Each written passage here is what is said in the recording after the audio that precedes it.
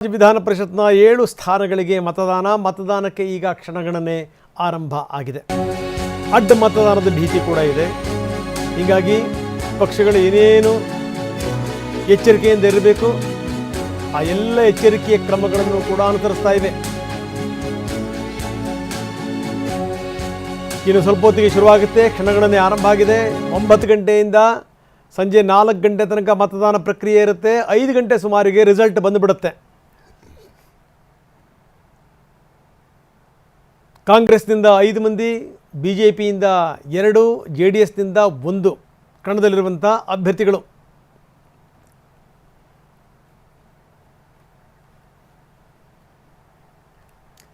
ಅವರವರ ಲೆಕ್ಕಾಚಾರಗಳು ಅವರವರಿಗೆ. ಕಾಂಗ್ರೆಸ್ಸಿನ ಲೆಕ್ಕಾಚಾರಗಳೇನು? ಕಾಂಗ್ರೆಸ್ ಅಧಿಕಾರದಲ್ಲಿದೆ, ಸರ್ಕಾರ ಮಾಡ್ತಾ ಇದೆ. ಇಂಥ ಸಂದರ್ಭದಲ್ಲಿ ತಾವು ಯಾರೇ 5 ಜನರನ್ನು ಏನು ನಿಲ್ಲಿಸಿದ್ದೀವಲ್ಲ 5 ಜನರನ್ನು ಕೂಡ ಗೆಲ್ಲಿಸಬೇಕು ಗೆಲ್ತಾರೆ ಅನ್ನುವಂಥ ವಿಶ್ವಾಸದಲ್ಲಿ ಕಾಂಗ್ರೆಸ್ ಇದೆ. ಹೀಗಾಗಿ ಏನು ಅಂತಂದರೆ ಕೈ ಶಾಸಕರನ್ನೆಲ್ಲ ಕರ್ಕೊಂಡು ಹೋಗಿ ಅವರು ವಂಡರ್ಲಾ ರೆಸಾರ್ಟಲ್ಲಿ ಇಟ್ಟಿದ್ದಾರೆ. ರಾಮನಗರ ತಾಲೂಕಿನ ಬಿಡದಿ ಬಳಿ ಇರುವಂಥ ರೆಸಾರ್ಟ್. ಅಡ್ಡ ಮತದಾನ ಆಗಬಹುದು ಅನ್ನುವಂಥ ಭಯ ಭೀತಿ ಕಾಡ್ತಾ ಇದೆ.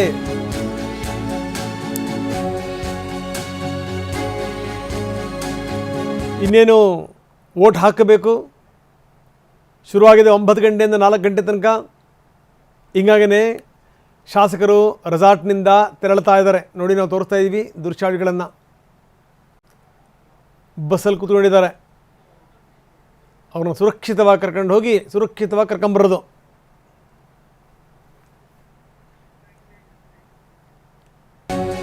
ಐದು ಬಸ್ ವ್ಯವಸ್ಥೆಗಳನ್ನು ಮಾಡಲಾಗಿದೆ.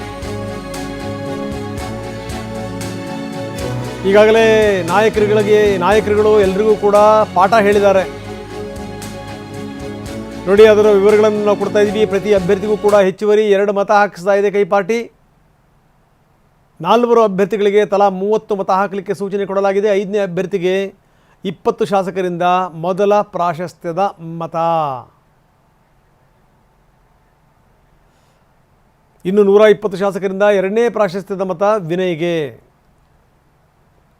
4 ಜನ ಕೈ ಅಭ್ಯರ್ಥಿಗಳಿಗೆ ಸಮಸ್ಯೆ ಆಗಬಾರದು. 2ನೇ ಪ್ರಾಶಸ್ತ್ಯದ ಮತಗಳ ಮುಖಾಂತರ ಗೆಲ್ಲುವಂಥ ವಿಶ್ವಾಸ. ಬನ್ನಿ, ನಮ್ಮ ಪ್ರತಿನಿಧಿ ಪ್ರಸನ್ನ ಈಗ ನಮ್ಮೊಂದಿಗೆ ನೇರ ಸಂಪರ್ಕದಲ್ಲಿದ್ದಾರೆ. ಪ್ರಸನ್ನ, ಸುರಕ್ಷಿತವಾಗಿ ಶಾಸಕರನ್ನ ಕರ್ಕೊಂಡೋಗಿ ವಂಡರ್ಲಾ ರೆಸಾರ್ಟಲ್ಲಿ ಇಡಲಾಗಿದೆ. ಸುರಕ್ಷಿತವಾಗಿ ಅವ್ರನ್ನ ಕರ್ಕೊಂಬರಲಾಗಿದೆ. ಜೊತೆಗೇನು ಅಂತಂದರೆ ಯಾವುದೇ ಕಾರಣಕ್ಕೂ ಅಡ್ಡ ಮತದಾನ ಆಗಬಾರ್ದು. ನೋಡಿ, ಇದು ನನಗನ್ಸುತ್ತೆ ಈ ಕಾಂಗ್ರೆಸ್ ಶಾಸಕರು ಎಲ್ಲೋ ಅಡ್ಡ ಮತದಾನ ಹಾಕ್ಬಿಡ್ತಾರೆ ಅಂತ ಅನಿಸಲ್ಲ. ಯಾಕಂದರೆ ಇರೋದೇ ಹಿಂಗೆ ಗೊತ್ತಾ, ಕಾಂಗ್ರೆಸ್ ಪಾರ್ಟಿನೇ ಅಧಿಕಾರದಲ್ಲಿದೆ. DK ಶಿವಕುಮಾರ್ ದೇವರೇ ಅಂತ ಮುಖ್ಯಮಂತ್ರಿ ಆಗಿದ್ದಾರೆ. ಅಷ್ಟು ಸುಲಭವಾಗಿ ಏನಾದರೂ ಹಾಕಿದ್ರೆ ಅದರ ಪರಿಣಾಮಗಳೇನಾಗುತ್ತೆ, ನೆಟ್ಟಗಿರಲ್ಲ ಅನ್ನುವಂಥದ್ದು ಅವ್ರಿಗೂ ಕೂಡ ತುಂಬ ಚೆನ್ನಾಗಿ ಗೊತ್ತು. ಆದರೆ ಈ ರಾಜಕಾರಣ ಅನ್ನುವಂಥದ್ದು ಮೈಮರೆಯುವಂಥದ್ದಲ್ಲ. ಹೀಗಾಗಿ ಏನೇನು ಎಚ್ಚರಿಕೆ ವಹಿಸಬೇಕೋ ಆ ಎಲ್ಲ ಎಚ್ಚರಿಕೆ ಕ್ರಮಗಳನ್ನು ಕೂಡ ಕಾಂಗ್ರೆಸ್ ತೆಗೆದುಕೊಂಡಿದೆ. ಇನ್ನೇನು ಕ್ಷಣಗಣನೆ ಆರಂಭ ಆಗಿದೆ. ಮತದಾನ ಪ್ರಕ್ರಿಯೆ ಕೂಡ ಶುರುವಾಗುತ್ತೆ 9 ಗಂಟೆಯಿಂದ 4 ಗಂಟೆ ತನಕ. ಅದಾದಮೇಲೆ 5 ಗಂಟೆಗೆ ರಿಸಲ್ಟ್. ಏನಂತೀರಿ ಪ್ರಸನ್ನ? ಹೌದು ರಂಗನಾಥ್, ರಾಜಕಾರಣದಲ್ಲಿ ಒಂದೊಂದು ಹೆಜ್ಜೆಯನ್ನು ಕೂಡ ಬಹಳ ಎಚ್ಚರಿಕೆಯಿಂದ ಇಡಬೇಕಾಗುತ್ತೆ. ಇವತ್ತು ನಡೀತಾ ಇರುವಂತಹ ವಿಧಾನ ಪರಿಷತ್ನ ಚುನಾವಣೆ 2 ಪಕ್ಷಗಳಿಗೆ, BJP JDSಗೆ ಎಷ್ಟು ಮುಖ್ಯವೋ ಕಾಂಗ್ರೆಸ್ಗೆ ಅಷ್ಟೇ ಮುಖ್ಯ ಆಗುತ್ತೆ. ಕಾಂಗ್ರೆಸ್ ತನ್ನ 5ನೇ ಅಭ್ಯರ್ಥಿಯನ್ನ ಕಣಕ್ಕಿಳಿಸಿರುವಂತಹ ಕಾರಣಕ್ಕೋಸ್ಕರ ಈ ಚುನಾವಣೆ ನಡೀತಾ ಇದೆ. JDS ಕೂಡ ಅದಕ್ಕೆ ಸರಿಸಾಟಿ ಅನ್ನುವಂತಹ ರೀತಿಯಲ್ಲಿ ತನ್ನ ಅಭ್ಯರ್ಥಿಯನ್ನ ಕಣಕ್ಕಿಳಿಸಿದೆ. ಈಗ ಮತದಾನದ ಪ್ರಕ್ರಿಯೆ ಸಮಯ ಪ್ರಾರಂಭ ಆಗಿದೆ.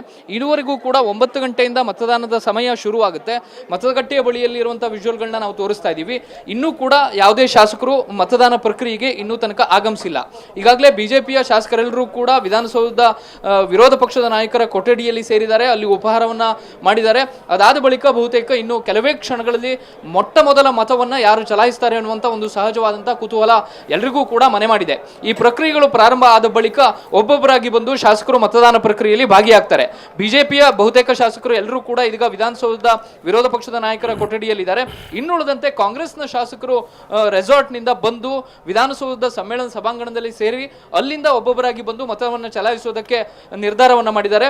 ಮತ್ತು ಯಾವುದೇ ರೀತಿಯ ಗೊಂದಲಗಳಾಗಬಾರದು ಅನ್ನುವಂಥ ಕಾರಣಕ್ಕೋಸ್ಕರ ಯಾವ ಅಭ್ಯರ್ಥಿಗೆ ಎಷ್ಟು ಶಾಸಕರು ಯಾರು ತಂಡವಾಗಿ ಮತ ಹಾಕಬೇಕು ಅಂತೇಳಿ ಸೂಚನೆಯನ್ನ ನೀಡಲಾಗಿದೆ. ತಲಾ 28ರಿಂದ 30 ಮತಗಳನ್ನ ಕಾಂಗ್ರೆಸ್ ತನ್ನ ಅಭ್ಯರ್ಥಿಗಳಿಗೆ ಹಾಕಿಸಬೇಕು ಅಂತೇಳಿ ತೀರ್ಮಾನವನ್ನ ತೆಗೆದುಕೊಂಡಿದೆ. ಕಾರಣ AICCಯಿಂದ ಘೋಷಣೆಯಾಗಿರುವಂತಹ ಅಭ್ಯರ್ಥಿಗಳು ಅವರು ಯಾವುದೇ ಕಾರಣಕ್ಕೂ ಕೂಡ ಯಾವುದೋ ಒಂದು ಮತ ಅಸಿಂಧು ಆಯಿತು ಅನ್ನೋ ಕಾರಣಕ್ಕ ಅಥವಾ ಬೇರೆ ಇನ್ಯಾವುದೋ ಕಾರಣಕ್ಕೋ ಸೋಲಬಾರದು ಅನ್ನುವಂಥ ಕಾರಣಕ್ಕೋಸ್ಕರ ಆ ರೀತಿಯ ಎಚ್ಚರಿಕೆಯನ್ನು ವಹಿಸಿಕೊಳ್ಳಲಾಗಿದೆ. ಜೊತೆಗೆ ಕಾಂಗ್ರೆಸ್ನ 5ನೇ ಅಭ್ಯರ್ಥಿ ವಿನಯ್ ಕಾರ್ತಿಕ್, ಡಿ.ಕೆ. ಶಿವಕುಮಾರ್ ಅವರ ಅತ್ಯಾಪ್ತ. ಡಿ.ಕೆ. ಶಿವಕುಮಾರ್ ಅವರಿಗೆ ಈ ಚುನಾವಣೆ ಅತ್ಯಂತ ಪ್ರತಿಷ್ಠೆಯಾಗಿ ತೆಗೆದುಕೊಳ್ಳೋದಕ್ಕೆ ಅದು ಒಂದು ಪ್ರಮುಖ ಕಾರಣ ಆಗುತ್ತೆ. ವಿನಯ್ ಕಾರ್ತಿಕ್ಗೆ ಯಾರೆಲ್ಲ ಕಾಂಗ್ರೆಸ್ನ 4 ಅಭ್ಯರ್ಥಿಗಳಿಗೆ ಮತ ಹಾಕಿದ್ದಾರೆ, 120 ಶಾಸಕರು, ಅವರು ತಮ್ಮ 2ನೇ ಪ್ರಾಶಸ್ತ್ಯದ ಮತವನ್ನ ವಿನಯ್ ಕಾರ್ತಿಕ್ಗೆ ಹಾಕಬೇಕು ಅಂತ ಹೇಳಿ ತೀರ್ಮಾನ ಆಗಿದೆ. ವಿನಯ್ ಕಾರ್ತಿಕ್ ಅವರಿಗೆ 2ನೇ ಪ್ರಾಶಸ್ತ್ಯದ ಮತದ ಆಧಾರದ ಮೇಲೆನೆ ಗೆಲ್ಲುವಂತಹ ಸಾಧ್ಯತೆಗಳಿದಾವೆ. ಆದ್ರೂ ಕೂಡ ಜೆಡಿಎಸ್ ನಿಂದ ಒಂದಷ್ಟು ಮತಗಳು ಬರಬಹುದು, ಜೆಡಿಎಸ್ ನ ಅಸಮಾಧಾನಿತ ಶಾಸಕರು ತಮಗೆ ಬೆಂಬಲವನ್ನ ಕೊಡಬಹುದು ಅಂತ ಹೇಳಿ ಕಾಂಗ್ರೆಸ್ ಬಹಳ ನಿರೀಕ್ಷೆಯಲ್ಲಿದೆ. ಹೀಗಾಗಿ ಸಣ್ಣ ಒಂದು ಕುತೂಹಲ ಇದೀಗ ಎಲ್ಲ ಕಡೆ ಮನೆ ಮಾಡಿದೆ. ರಂಗನಾಥ್, ಪ್ರಸನ್ನ, ಇಲ್ಲಿ ನನಗೊಂದು ಬಹಳ ಕುತೂಹಲ ಅಂತ ಅನಿಸಿದ್ದೇನು ಅಂತಂದ್ರೆ, ಈ ಗೌಪ್ಯ ಮತದಾನಕ್ಕೆ 2 ಮತಗಟ್ಟೆಗಳನ್ನು ಸ್ಥಾಪನೆ ಮಾಡಲಾಗಿದೆ ಅನ್ನುವಂಥದ್ದು ಇದೆಯಲ್ಲ ಅದು. ಯಾಕಂದರೆ ಈ ರಾಜ್ಯಸಭಾ ಚುನಾವಣೆ ಆಗುತ್ತಲ್ಲ, ಆ ಸಂದರ್ಭದಲ್ಲಿ ಬೇರೆ ಅಲ್ಲಿ ಹಿಂದೆ ನಡೆದಂಥ ಕೆಲವೊಂದು ನಾಟಕೀಯ ಬೆಳವಣಿಗೆಗಳು, ಜೊತೆಗೆ ಹೌದೋ ಅಲ್ವೋ ಈ ಪುಂಖಾನುಪುಂಖವಾಗಿ ಹಬ್ಬಿದಂಥ ಕಥೆಗಳನ್ನು ನಾವು ಕೇಳಿದ್ದೀವಿ. ಶಾಸಕರು ಟಾಯ್ಲೆಟಲ್ಲಿ ಕೂತ್ಕೊಂಡಿದ್ರಂತೆ, ಬಾಗಿಲು ತಟ್ಟು ಕರ್ಕೊಂಬಂದ್ರಂತೆ, ಇಂಥವೆಲ್ಲ ಕಥೆಗಳನ್ನ ನಾವು ಕೇಳಿದ್ದಿದೆ. ಇಲ್ಲಿ ಗೌಪ್ಯ ಮತದಾನಕ್ಕೂ ಕೂಡ ಇಲ್ಲಿ ಅವಕಾಶ ಕಲ್ಪಿಸಿರುವಂಥದ್ದು ಅದು ಭಾಳ ಕುತೂಹಲ. ಪ್ರಸನ್ನ, ಹೌದು, ಗೌಪ್ಯ ಮತದಾನವನ್ನ ಇಲ್ಲಿ ನಿಯೋಜನೆಯನ್ನ ಮಾಡಲಾಗಿದೆ. ಯಾವುದೇ ಕಾರಣಕ್ಕೂ ಕೂಡ ಶಾಸಕರು ತಾವು ಹಾಕಿರುವಂತಹ ಮತವನ್ನ ಯಾರಿಗೂ ಕೂಡ ತೋರಿಸಬೇಕಾಗಿಲ್ಲ. ರಾಜ್ಯಸಭಾ ಚುನಾವಣೆಯಲ್ಲಿ ವಿಪ್ ಕೂಡ ಅದಕ್ಕೆ ಅನ್ವಯ ಆಗೋದಿಲ್ಲ. ಹೀಗಾಗಿ ಸಹಜವಾಗಿ ರಾಜ್ಯಸಭಾ ಚುನಾವಣೆಯಲ್ಲಿ ಶಾಸಕರು ತಾವು ಹಾಕಿದಂತಹ ಮತವನ್ನ ಅಲ್ಲಿ ಇರುವಂತಹ ಬೂತ್ ಏಜೆಂಟ್ಗಳಿಗೆ ತೋರಿಸಬೇಕಾಗುತ್ತೆ, ತೋರಿಸಿ ಮತಪೆಟ್ಟಿಗೆಯಲ್ಲಿ ಹಾಕಬೇಕಾಗುತ್ತೆ. ಆದ್ರೆ ಇದೀಗ ವಿಧಾನ ಪರಿಷತ್ನ ಚುನಾವಣೆಯಲ್ಲಿ ಇದು ಗೌಪ್ಯ ಮತದಾನ ಆಗಿರೋದ್ರಿಂದಾಗಿ ಶಾಸಕರು ತಮ್ಮ ಮೊದಲ ಪ್ರಾಶಸ್ತ್ಯದ ಮತವನ್ನ ಯಾರಿಗೆ ಹಾಕಿದೀವಿ ಅಂತೇಳಿ ಯಾರಿಗೂ ಕೂಡ ತೋರಿಸೋ ಆಗಿಲ್ಲ. ಆ ರೀತಿ ತೋರಿಸಿದ್ರೇನೆ ಅದು ಅಸಿಂಧು ಆಗುತ್ತೆ.